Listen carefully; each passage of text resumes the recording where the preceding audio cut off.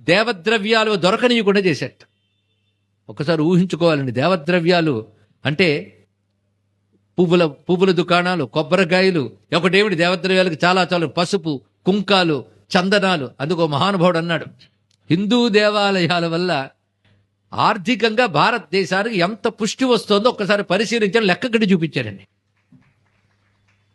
అలాగే ఆలయాల వల్ల, దేవతా ద్రవ్యాలు కొనడం వల్ల ఇది తెలుసుకుని హిందూ మతాన్ని మట్టు పెట్టాలని చూస్తున్న అన్యమతస్థులు కూడా ఈ దేవతా ద్రవ్యాలు అమ్ముతుంటే మనం కొనుక్కుంటున్నాం.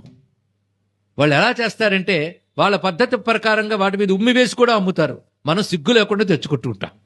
మనం ఒక పంతం పెట్టాలి, అలాంటివి వాళ్ళ దగ్గర తెచ్చుకోము అని. కనీసం తెచ్చుకున్న కడిగైనా వాడడం లేదండి. అలాగని ముందు మనం చెప్పేది మాత్రం అలాంటివి కొనవద్దు అని చెప్తున్నాం.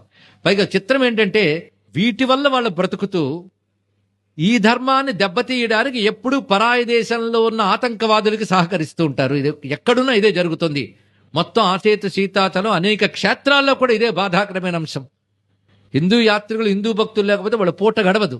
అయినప్పటికీ వాళ్ళ దృష్టి అంతా కూడా హిందూ ధర్మాన్ని దెబ్బతీయడానికి. ఎందుకు కృతజ్ఞత అనేటువంటిది వారి మనసులో ఏ కోశాన ఉండదు. ధర్మాన్ని మట్టు పెట్టడానికి మాత్రం ఎప్పుడు సన్నద్ధంగా ఉంటారు. ఇది తెలుసుకోవాలి.